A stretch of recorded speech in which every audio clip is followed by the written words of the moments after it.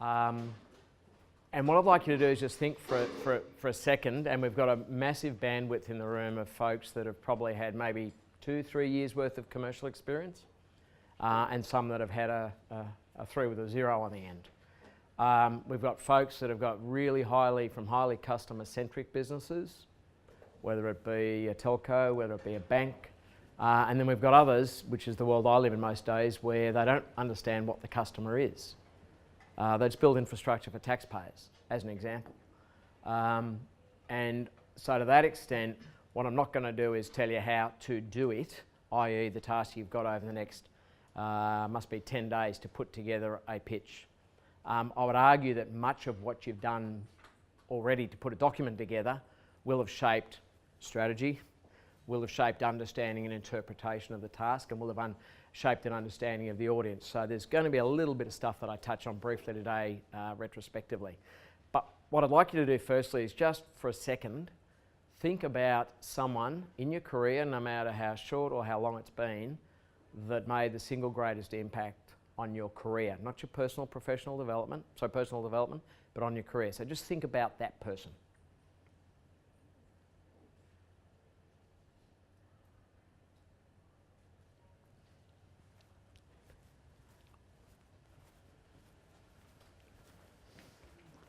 Has everybody got one? Everyone selected one? Anybody not have someone? Is their career that bad?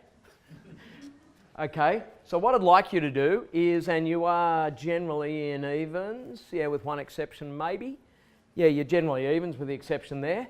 Just pick one of your buddies off. You're all in teams, aren't you? In consortium teams? Thanks.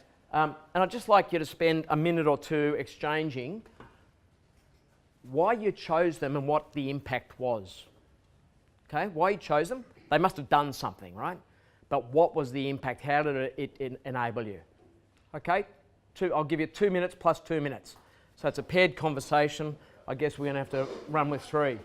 Yeah, because they want to hear what you've got to say. Okay, off you go. Okay, can I get you to stop, please?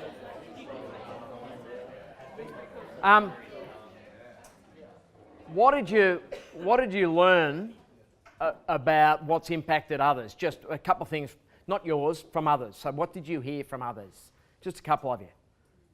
Role models. Role modelling, yep. What else? Belief. Belief. Yep, that someone else had in someone. Yeah, or maybe someone had more belief in you than you did. Yes. Yep, okay. What else?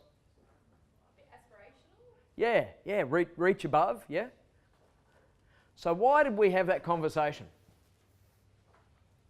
How's that relevant to what we're about to cover today in terms of winning the work? What did I just get you to do?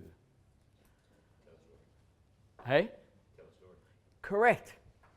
I've got a really sexy clip that I can't operate right now. Maybe I can. I might finish with that. But when I say sexy, it's just very funny. But it's all about the principle of storytelling. So who invented storytelling? Harvard Business School? Hollywood, Neanderthals, right? It's a tribal, societal piece. Doesn't have its derivations in Hollywood. It doesn't have its derivations anywhere else other than in societal, right? And if you think about the bad news for most of you folks will never succeed, with 1 or 2 exceptions, selling. That's the bad news. The great news is people will buy from you. Selling and buying, flip side of the same coin. Does that make sense?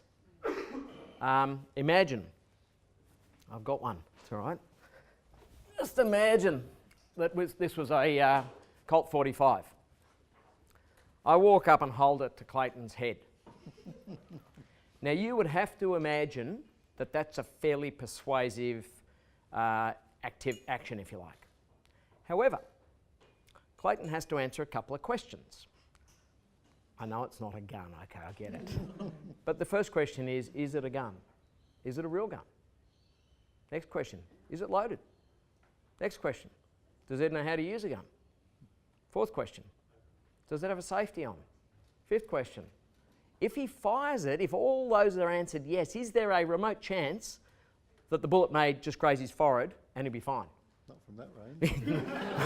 Not with a gun like this. I think it was, I'll get it wrong. So, Socrates or Aristotle said the only persuasion is self-persuasion. The first person you have to convince is yourself. I can't force any of you to do anything. What I can do is put you in a set of circumstances where you are ready to make a choice in a particular direction. Does that make sense in terms of the levers of persuasion? Because part of your task has been interpreting the task, right?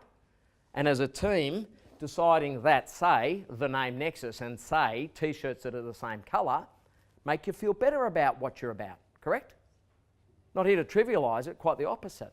So the point about it is, what's your story? Have a story, but the first person you have to convince is yourself. Does that make sense? So the next hour and 45 odd minutes, 2 hours call out, what I'm going to do is kind of give you a crash course on presenting. But I'm going to do that in about 15 or 20 minutes. Then I'm going to get you to work together to start mapping out your presentation. So it's not going to be pretty, but it will be darn effective, because my guess is your document's finished. Some of you would have been up till probably 2 or 3 a.m. Formatting and all that really important stuff. So I want you to progress work, if that makes sense. And so that's the plan for today, is to help you together put together your story, and the story that you can craft and rehearse over the next couple of weeks and then pitch. Because what we want you to do is look your best, be your best in front of those judges, because in business, in boardrooms, the connotation might be that people want you to fail. They don't. They don't want you to fail, they actually want you to do your best. But that requires structure and preparation and planning and detail and all that sort of stuff. Okay, so with that, we're going to roll forward. I've put in front of you on the table, I've given you the answers, so you can concentrate on me and the message, and you'll have the detail behind. But grab a copy of that. So the first piece, and I would suggest to you that most of you will have already thought about this. I'd been selling building materials for about 15 years when I saw this. The premise here is that what drives the individual is partly rational. Now, most of you folks, a lot of you folks with an engineering or an operational DNA will have much stronger rational headset than I have. Good logic, good process, good depth of analysis.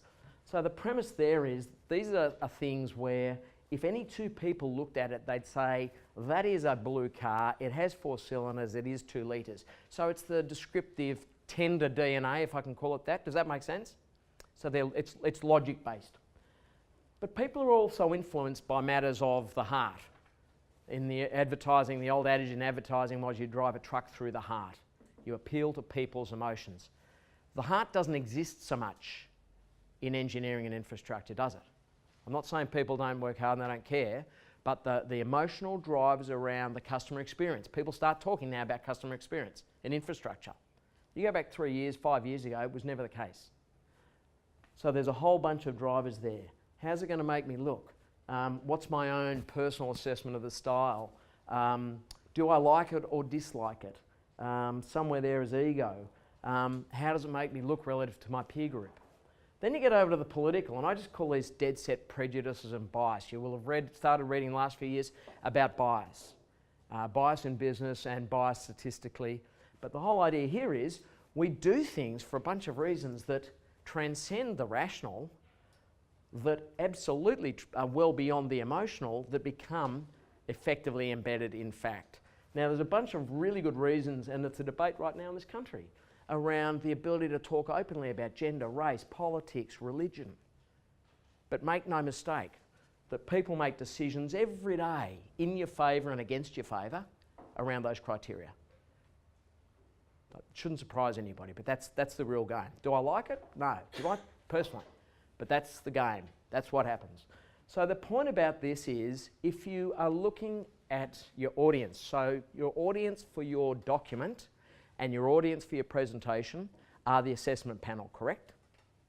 Is there another audience? Who might the other audience be? Yourself, yeah? Others? The judges. Yeah, sorry, that's what I meant, the judges. So there's the panel that's assessing it. Who else might be a recipient? Who might you be building this plan for? Team members, yep. One other? The hunter. Yeah, the hunter, right? The region. So if you think about it, they're the folks that we probably should be thinking about. Is it more jobs, better salaries, better social tax-based infrastructure? Is it a more vibrant economy where people feel good about what's going on, they feel safe about raising their kids here, they feel like they're getting the sort of career opportunities their kids might want? And over here, somewhere that, in my view, as a fraud Novocastrian, but as a city that absolutely punches at and above its weight, because there's just so much awesome stuff here, but it's still considered not a capital, if that makes sense. And so to that extent, you sit there and you go, okay, what are the political drivers? So the point about that is your judges sitting there and the people of Newcastle, what is it that they want to see? Rationally, emotionally, and politically. And if I had a bias, I'd say most of your competitors, amongst the five of you, will focus on that. Return on investment, traffic rates, number of jobs created, yada, yada, yada, yada. But the game's over here. You win or lose the game over here. Because frankly, your cases are all hypothetical, aren't they? They are, they're a hypothesis. What was that? We're real. You are, you're real. We're without the t-shirts. But bit of banter. It's all right. They're coming, I know. But my point being is to stretch yourself and think about what are the emotional and political drivers behind your proposition. Does that make sense? In your story, and that's part of what we're going to drive home today. I'll pause. Quick questions about anything I've said there. That is a central premise to your ability to tell stories. Any quick questions or comments? Okay, we'll keep moving. How many of you think of yourselves as natural storytellers? Cool. Yeah, it is a learnt skill, like a lot of things. Most of you did DISC, correct, with Lindell?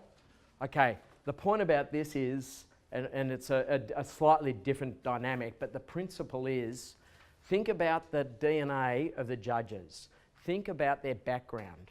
Think about how they process information and what it takes to prove something to them. What does it take to persuade? Now, it won't take you much guessing to know that if you're trying to persuade me of something, I reckon I'm almost mathematically illiterate. So if you can put up a really strong, robust NPV, cash flow analysis, I'm sitting there going, right? Because it's just not the way my head works. I'm not suggesting that's the case with the judges. So sit down and have a think about the judges and think about the information set you're going to need to put in front of them to persuade them. So in that document you'll see there around persuasion. What's the case study? What's the stat? What's the image? What's the quote that we're going to be using to persuade people? Does that make sense? So what are the needs, and then how do I need to persuade people? I'm sure you've done this stuff in preparing for your document submission anyway. I spoke about persuasion. So if you think about it, most of you will have seen these words, features and benefits. Most people don't really dive through the flow into evidence and proof or the right stuff. So think about your unique attributes. What are the unique features or attributes of your offer? Now you're kind of guessing, aren't you? Because you don't know what others are doing. Is that fair to say? But you need to just narrow it down to 2 or 3 unique, relatively unique attributes or attributes you want to promote and make unique. Then the benefit is simply translate that. You may have heard the expression, what does that mean to the audience? So if you translate those features, they will wind up, and back to the previous slide around rational, emotional, political drivers, you will wind up identifying benefits that either save them time, save them money, or make them feel better. Keep it really simple. Much of what you do will be providing economic or tangible benefit in terms of either timing or savings, in terms of career, economic growth and so forth. But then arguably that whole ego piece goes back to the emotional drivers. How are we making people feel better? To conclude, if you think about evidence, it's anything that persuades the audience. So it could be an analogy, a visual, it could be a quote, could be a statistic, could be a case study. There are 3 or 4, and again, I'm guessing in your document somewhere, you've used either a hypothetical case study or a real case study or an example. Some of you may have used visuals to support or prove your point. And then lastly, particularly given the structure of your presentation, don't make it excessively heavy with dead detail. So there are 5 presentations over 5 hours. Spare a thought for the judges. Think about it. An hour, 5-minute break. An hour, 5-minute break. Hour, 5-minute break. Hour, 45 minutes, whatever it is. But the point is, they're going to be flogged. Any of you ever interviewed people? Most of you will have interviewed people. Where do you want to be? Do you remember the first one? Do you remember the last one? Did you forget the dross in the middle? Right, so be memorable. So be memorable by understanding what's driving them emotionally and politically. Be memorable by using a couple of really simple but powerful pieces to persuade them. And be respectful of the fact that they're probably flogged. If you're anything after 3, you better have your what do you call it? Your V juice or whatever it's called, guarana. You know what I mean. Okay, so that's in terms of thinking about analysing and understanding. All of you will have already taken a position on the way you're going to position strategically your bit, correct?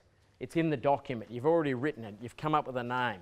You've got an execution plan that sits in there somewhere that supports that. So what I'm going to do now is just dive through and explain a structuring piece for you. Yes, it'll probably take about 15 minutes, and then you're going to sit down and you're just going to start mapping through it. And I'll rotate around the tables and help you. Some of you got your mentors here, which is awesome. This is not This is not proprietary rocket science. This is public domain structuring stuff, so it's not that hard. But let me take a second to explain it to you. Okay, this is the way. What is it with me with IT? So let me explain to you the flow. So as with most things in life, the way it's delivered and the way it's planned are different. Except when you write a letter, right? But you think most of you would understand project planning? Start with the end in mind, right? And then you work backwards. So this is exactly the same principle. If I were to deliver, the first thing I would talk about is the opening comments. And you will find that for the first 15 seconds when I was out here frigging around with this, you weren't actually listening. For the first 20 words that came out of my mouth, you weren't listening. You were tuning in, clearing the clutter out. You were tuning into, does this guy want to be here? Does he know his craft? And am I going to bother listening to him? They're the real questions you're asking yourself in that first 15 seconds. So, don't deliver the crown jewels in the first 15 words because no one's listening. Right? Get this warmed up and get people zeroed in on you. So you might relate to things like time. You might issue a pleasantry, thank you. Then on to the creative. You can see that it's optional. The point about a creative, a good example, he used to be some of you folks in the room will know him, he used to be the chair of Saatchi. I'll get his name wrong. Kevin Roberts, M&C Saatchi. He used to run PepsiCo in this country. And there's a story that goes back, I think, to the early 80s. And he went on to the Sydney Entertainment Centre stage. He had about 1,000 sales reps from PepsiCo there. And he's ex-military. And he walked on and discharged 2 carbines of live ammunition into a Coke machine. And he put it down, took his camouflage jacket off, and it was him. And they said, that's what we're here to do today. It was all about demolition of Coke. Now, forget from a liability, legality standpoint, do you reckon anybody was unclear about what the purpose of that session was? Possibly fearing for their life. So the point is, if you think, and you're not supposed to be funny, you're not supposed to be entertaining, notwithstanding what I said about energy and conviction and passion before. But it's optional because don't get stuck on part 2. It's actually the last step in your planning piece. So you then get on and talk about the subject or your topic. Is your subject, your topic, or your objective yours, or maybe the audience's? So what am I here to do today for me? I've got 30 customers in the room, right? So when you're standing in front of the judges or the board, What is it that you are there to do for, with, and on behalf of them? Educate them, inform them, make them aware of their risks, enable them to make a decision in a fashion that is in a line with the way they make decisions. Right? So it's about them, it's not about you. So any great storyteller, you'll hear people say it, will connect and people feel like they were individually connected to or touched or however it might be. So that's the point. It is the subject of the topic for them, not for you. You should have an objective, absolutely. I think it's probably to prove better than anybody else that you guys have got the very best proposal in simple terms. Okay, then you get onto the agendas. Why are there 3? Because that's just kind of the way it works. But slice the logic of your presentation down. Beginning, middle, end. Context, challenges, solutions. But it's that's the chess piece. And you'll see how it works in a second. Then the body is simply the detail under each of these. The summary is a mini conclusion out of each of these sections. On the basis that, what is your, just help me here with specifics, is it a 40-minute presentation? 30, thanks. So by the time you get to 28 minutes, they have forgotten what you're talking about there. So what you're doing is doing a really crisp 10 or 15 word refresh there, and then a conclusion. So that's what goes in the boxes. Quick questions on anything that I've said relating to structure. Okay, so remember how I said before, we start with the end in mind. So what's the topic and what's the outcome or conclusion I want to achieve?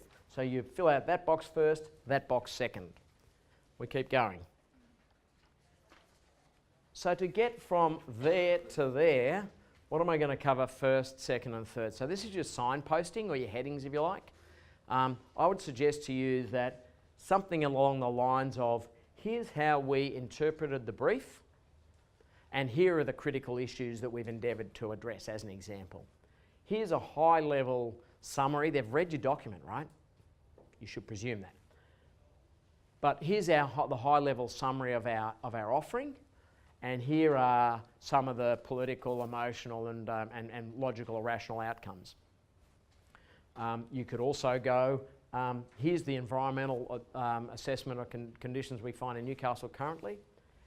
Here's 2 things that we think are going to make the place world class, and here's how we've gone about executing them. So it's a matter of saying, okay, getting that crisp, where am I trying to get to? So how am I going to then marshal that information? And each of you your teams will tackle this differently. So then you simply put in the bullet points beneath that, not longhand, but just bullet points. Then put some sequencing into them, your conclusions. Opening comments is the second last, and your creative. And I can tell you that 90% of the time I'll be working on these bids, and we'll get to that point and they'll sit there and go, oh, I want to use a boarding pass because it's for Ansett. And they'll come back and they go, you know what, it's not about that, it's about something else. I've seen a bit of stimulus, ad on TV, a clip, a quote, something. Seen a situation occur, and that's what's applied. I'm just trying to think, I've used the one before about Keith Roberts.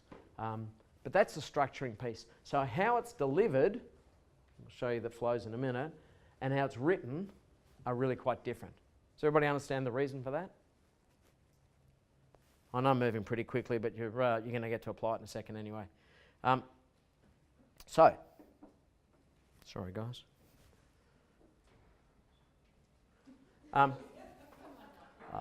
You're so funny.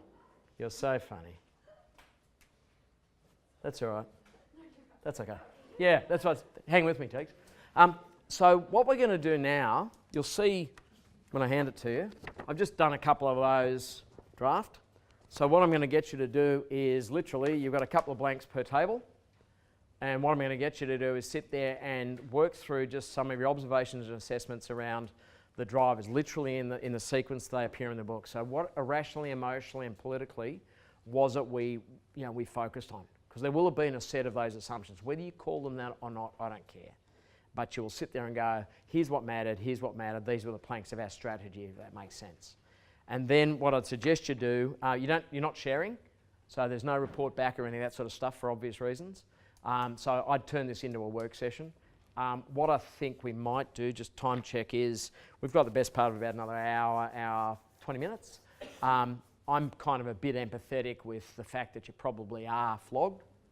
But what I wouldn't mind you doing is getting a good mud map of this, just so that you can sit there and go, this kind of is not a bad first hit out. Might be 60, 70% skeleton, as I would call it, but it'll give you a bit of a battle plan. The one thing that I don't, I'm not prescribed or is not part of today is the conversation around visuals. Can I just give you some dead set prejudices pretty quickly for you? Don't use this crap. Right? What did I say about 5 sets of judges, an hour? You will kill them. I don't know the subject matter of your specific offers, but if I give you a really quick story, same program in Sydney probably 10 years ago. The challenge was, I happen to live on the Northern Beaches, Northern Beaches Transport Solution. And one of the groups came up with this idea. It was, and they ended up with, part of their submission was like a monopoly map, like a road map, and it had little cars on it. And they were doing their presentation. I said, well, why don't you go and get a map and bring some little cars and show it, not automated or animated, just show it with the cars. So they won. Was their proposition better? I'm not so sure. But the point is, they were last. The folks were busted. The plans were all pretty okay, right? They weren't world-beating McKinsey business class documents, but they were pretty good. But it appealed to these people that these folks knew how to work together, had thought it through, and really cared about what they were doing, right? I don't mean literally don't use PowerPoint, but don't fall into the corporate sterile bloody routine that we get belted with every day. You know what I mean, don't you? Have some fun, have a crack. You won't get shot for failing on this. That's the beauty of this. You can have a go and make a clown of yourself, and only 6 people in Newcastle will know. Yeah, or not. But also, and I don't think Mez has mentioned, but traditionally what I will do is, without tap dancing all over your mentors, I'll generally, are we circulating dates, Mez? Yeah. So we'll do some rehearsals with you, okay? Just because A, you need to, B, your mentors will be wanting you to do that anyway, but it'll be handy. Some of you may be over your mentor already and won't be listening to their advice anymore. I'm joking. But certainly we'll do that. And so today the purpose is really to get a thumbnail on that presentation framework. I'll pause now and take any questions, because then we'll roll into conversation. Are you guys working? Any sort of quick questions on anything relating to presentation? As I say, we haven't talked about delivery skills or any of that stuff. We'll do that in rehearsals. Any questions?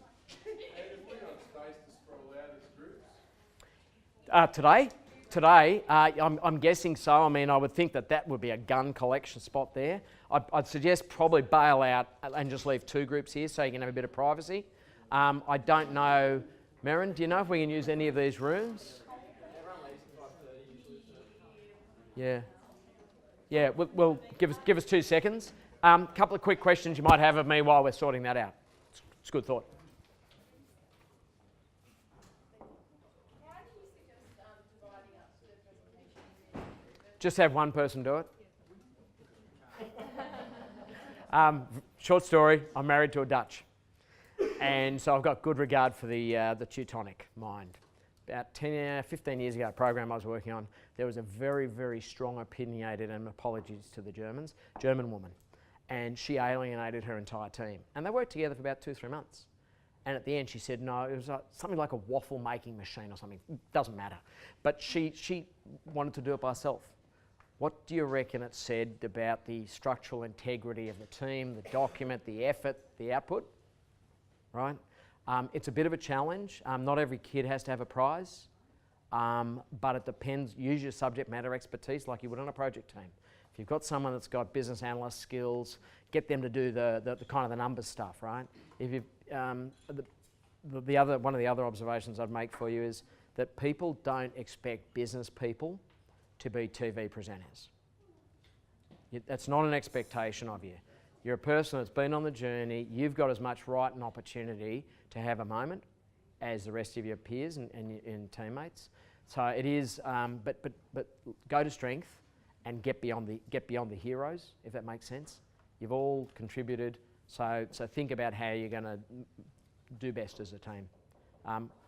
There's a technique, well, I call it cameo. You don't need to stand up by yourself and be talking directly to the judges for 4 minutes. You can pose a question and solicit contribution from your teammates. It takes a little bit of work, but it makes it interactive, and that gives you more visibility with the judges, which enables the judges to judge the team, if that makes sense. Other quick questions or longer questions? Experience-based observations that people might care to share. Got a couple of folks that have probably been around a few boardrooms in their time. Any observations? Paul, Clayton? And disagree or endorse as This is very much a format that's used for corporates. Yeah. Yeah, it's crap. Yeah, but gets overlooked so much. When MDs and CEOs crack the darks. Short story, Melbourne, 25 years ago, I was down there running a business, and it was a business that was owned part of us. And every Friday night, every fourth Friday night, there'd be drinks in the boardroom. And the MD was this grumpy bloke accountant from Sydney, and they'd say, "Brian always keeps on giving us a flogging." And I said, "I don't have to present to him, that must be pretty bad." And I said, "Do you ever go back to him and ask him what it is that he wants?" And the guy said to me, "No." I said, "I don't know, maybe that's an idea." And in many ways, don't guess, just go and ask. Because it's critical. You want to be a leader, it's critical to your career progression to be able to do this stuff well, and it can be learnt. Any observations, Clayton? I agree, and particularly away from PowerPoint and storytelling brings out so much more to the content. Yeah, because your story matters is the point. You may not think it, but your story matters. Good with rooms? All right, so we've got 3 rooms, 3 dark rooms on that side. 1 team can stay inside, and 1 team can go outside. In the rain. Who's going? Split. Can I suggest what we might do? Let's just give you a time break. Look, it's 5:15 now. Why don't you run until 6, and why don't we get back in here just for 10 minutes to wrap up Q&A? Okay. Just a couple of wrap-up points, folks. If this is a horse race, you're not going to win it by a nose. So have a go, have a crack, be brave. As I mentioned, a couple of you, to whatever extent I can, your first piece of point of counsel is your mentor. But if you guys feel you'd like some advice or you want to run something past me, just email it or call me. There are rehearsals that will be set up for next week in a minute. Other than that, been a delight spending time with you. Thank you. I'm going to hand over to Teeks. Alrighty, I will keep it short and simple because we have a couple of things that we need to do still before the night is over. Firstly, please join me in thanking